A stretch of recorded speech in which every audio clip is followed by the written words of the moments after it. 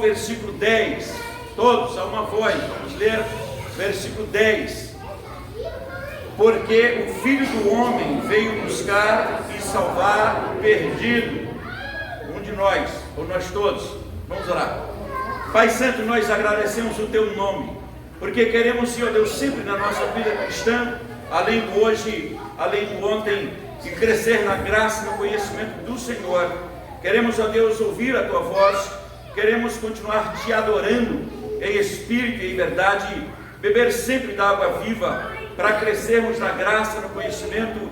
E, ó Deus, as crianças que estão em Tua casa, continuem também crescendo na graça, no conhecimento, no aspecto físico, emocional e espiritual, e que, ó Deus, cada uma delas prossiga na sua espiritualidade, porque aprenderam na Tua palavra, na casa do Senhor.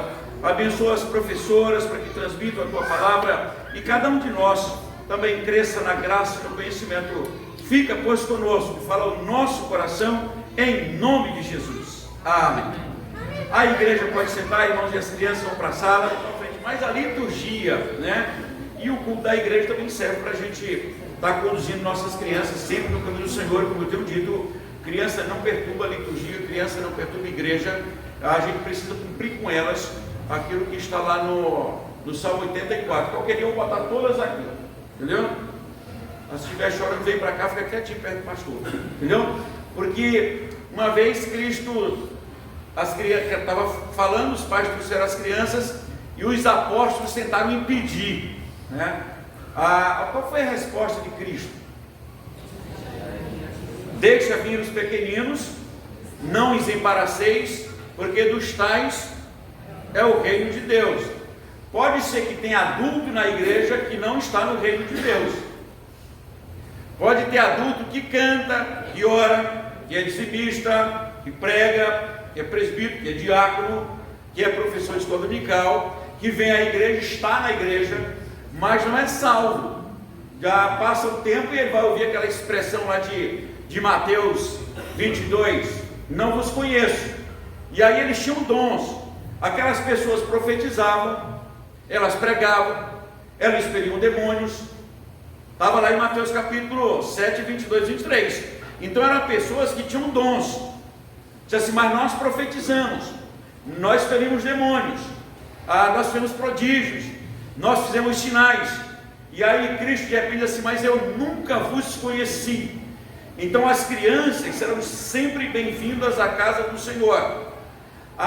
Os adultos não podem impedir, seja avó, seja tio, seja mãe, seja pai. Às vezes o pai diz: eu estou cansado, mas quem foi na festa foi você ontem, não foi a criança, então a criança está descansada. Ou então uma mãe, uma avó, um pai diz assim: mas eu vou dormir hoje. Tá, mas a criança quer ir à igreja.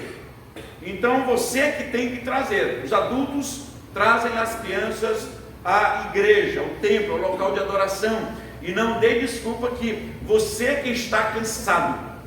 E há aquele provérbio máximo, e eu acredito nele, que as crianças que são educadas, que são levadas à casa do Senhor, dificilmente os pais vão buscá-las em qualquer delegacia de noite. Porque as crianças educadas na igreja, elas aprendem o seu comportamento ético, elas aprendem a respeitar as autoridades, elas respeitam que aquelas autoridades constituídas devem ser respeitadas, elas aprendem a respeitar o que é do outro, elas aprendem que certos vícios de todos os tempos não são bem-vindos ao seu coração, ao seu estômago, ao seu cérebro. Então as crianças cristãs e se tornam adolescentes e jovens, eles não dão despesa para as autoridades públicas, ou estaduais, ou federais, enfim. São crianças que sempre somam, para o bom andamento da nossa sociedade. Então, nós adultos, que estamos e que somos igreja, precisamos também atentar se já bebemos, se já ouvimos, se já nos alimentamos. Cristo não precisa vir de novo, como nós cantamos, para nos alimentar, porque a gente já bebeu, já tomou da fonte da água viva. Então isso é extraordinário, mas como igreja, como indivíduo, eu preciso somar isso todos os dias, porque senão eu passo a fazer parte, primeiro, vamos lá, de um evangelho que é contemporâneo, mas não é bíblico, de um grupo de crentes que é social, mas que não é bíblico, de orações que não são bíblicas, de louvores que não são bíblicos, de certos momentos de orações em montanhas ou morros ou vales, ou seja lá onde for, que não é bíblicos, de orações que nunca foram bíblicas, as orações determinativas que ordenam Deus, que pressionam Deus. Então é um evangelho que multiplica dinheiro na sua carteira. Já viu isso? Está aparecendo aí na televisão direto. Você vê a igreja com R$50, o pastor orou e apareceu mais 70 e por aí por diante.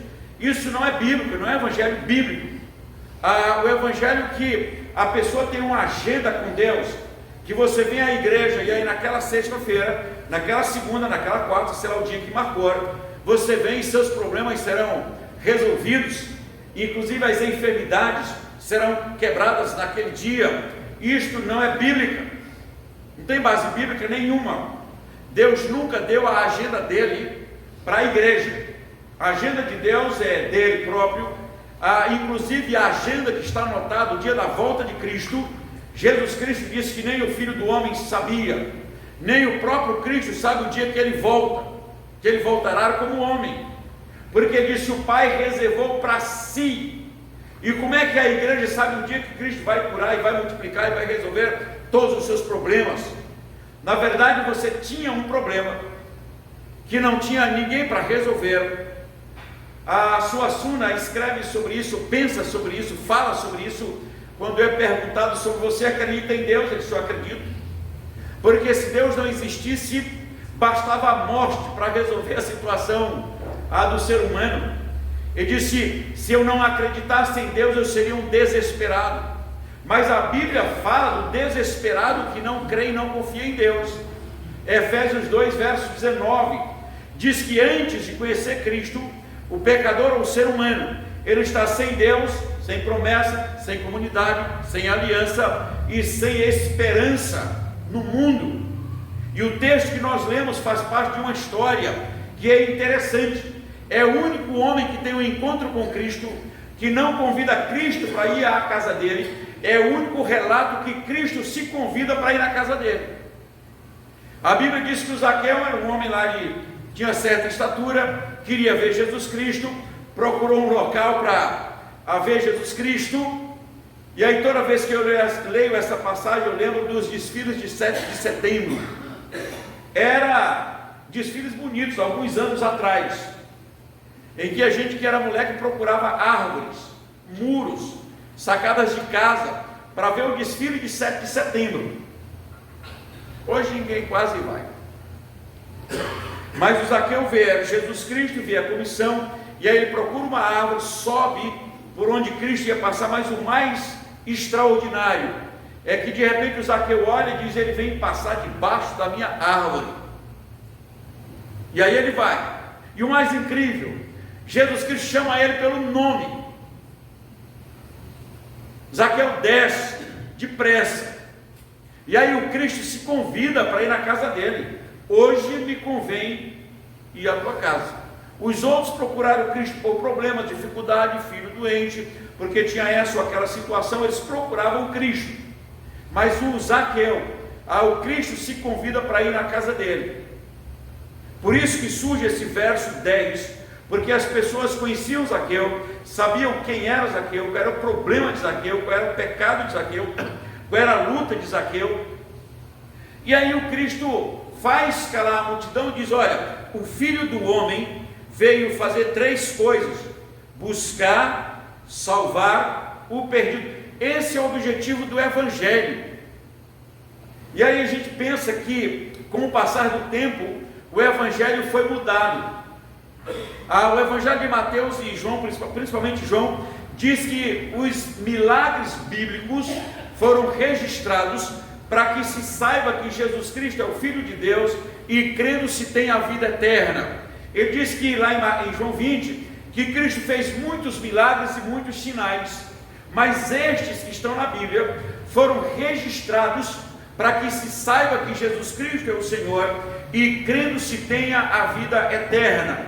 Então o milagre de curar um cego de nascença, de fazer um coxo andar, de ressuscitar um morto, de apaziguar as ondas do mar, de apaziguar a tempestade, de andar sobre o mar, de falar para uma figueira que ela não ia ter mais fruto e nunca mais ela teve fruto, ela secou. A Bíblia diz que estes milagres foram registrados, porque não é um ser humano qualquer que faz isso, só o Filho de Deus, só o Messias esperado poderia fazer aquilo. E ele acalma a tempestade, ele faz o cego voltar a enxergar, ele faz o morto ressuscitar, ele fez o aleijado andar, ele curou. Ele diz: isso aqui é para que se creia que verdadeiramente ele é Deus. E quando eu creio, a Bíblia diz: então eu tenho a vida eterna. E aí, pastor, e os milagres de hoje? Os milagres de hoje, nenhum será maior do que o que a Bíblia já registrou. Então o milagre, pode ser que tenha uma pessoa enferma, e ela é curada, e ela vai para o inferno, se ela não crer que o Cristo é o Senhor e Salvador.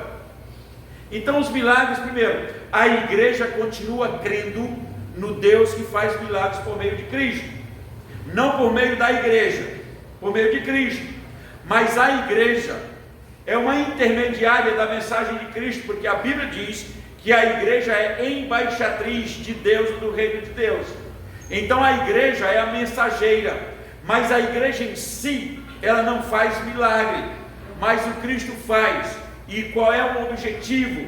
É que o pecador creia e assim tenha a vida eterna. O Cristo veio buscar e salvar o que está perdido. Mas com o tempo, nós temos visto em nossos dias, qual é a razão principal do Evangelho que muitos têm falado?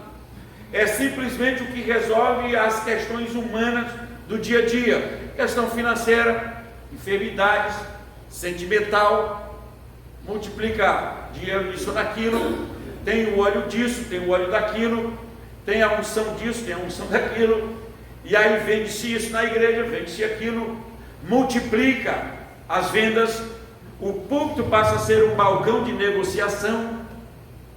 Esse não é, nunca foi o Evangelho bíblico.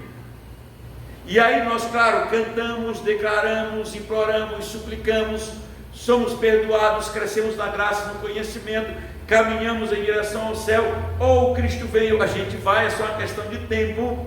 O apóstolo diz assim: olha, tudo posso naquele que me fortalece.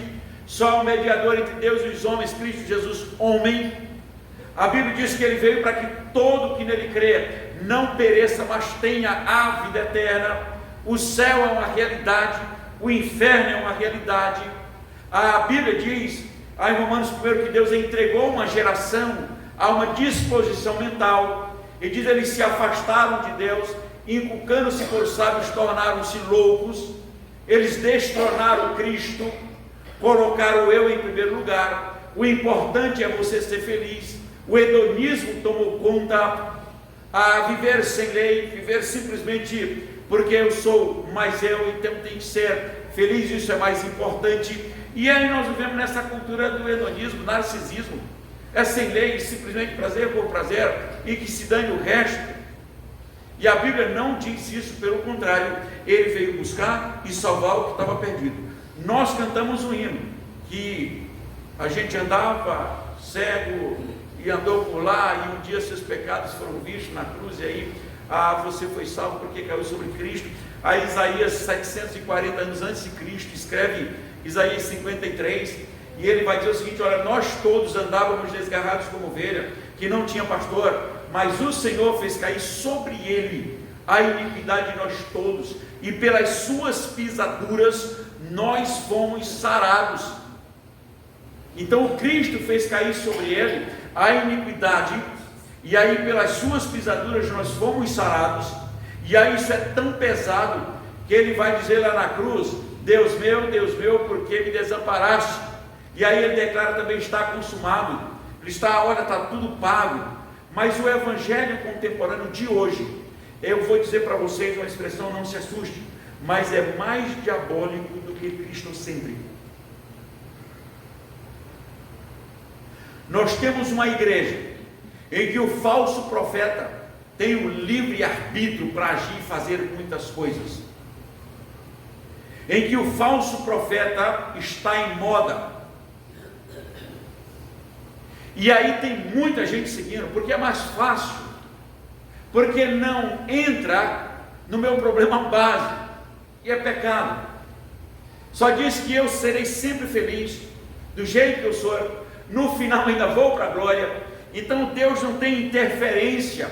Cristo é tirado da sociedade, aí do meio desse pecador, e aí o que está acontecendo aqui, tira-se.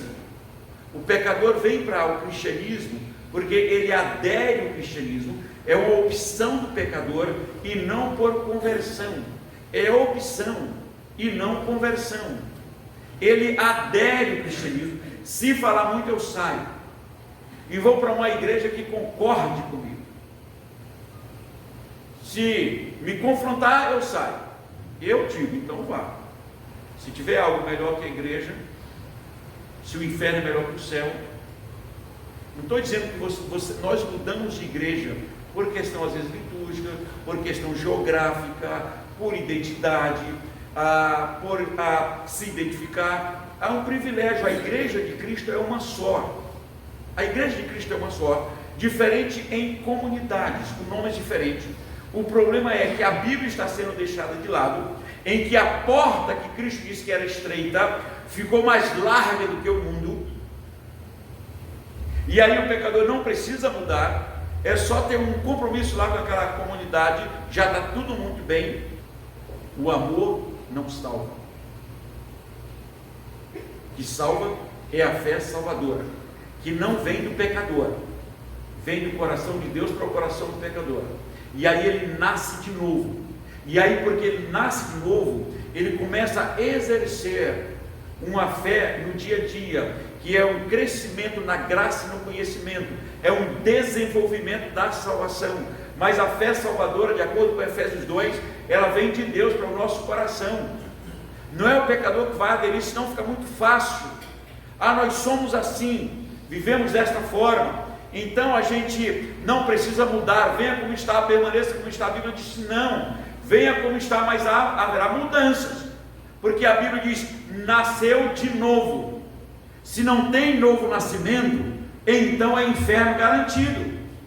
Não é só aderir à igreja, Eu vou aderir a uma fé, a um grupo, e aí a gente vai para o céu. A Bíblia diz não, pelo contrário. Não é a igreja que salva, a igreja é uma agência. A igreja funciona como uma oficina. A igreja nos faz crescer. A igreja controla, ajuda no crescimento da fé, mas a igreja não é o meio pelo qual nós somos salvos. Por acaso, aquele ladrão que morreu ao lado de Cristo, qual a igreja que ele frequentou? Que dia que ele foi dizimista? Que dia que ele ofertou? Qual o dom que ele tinha? Batizou no Rio Jordão? Nem batizado o cara foi.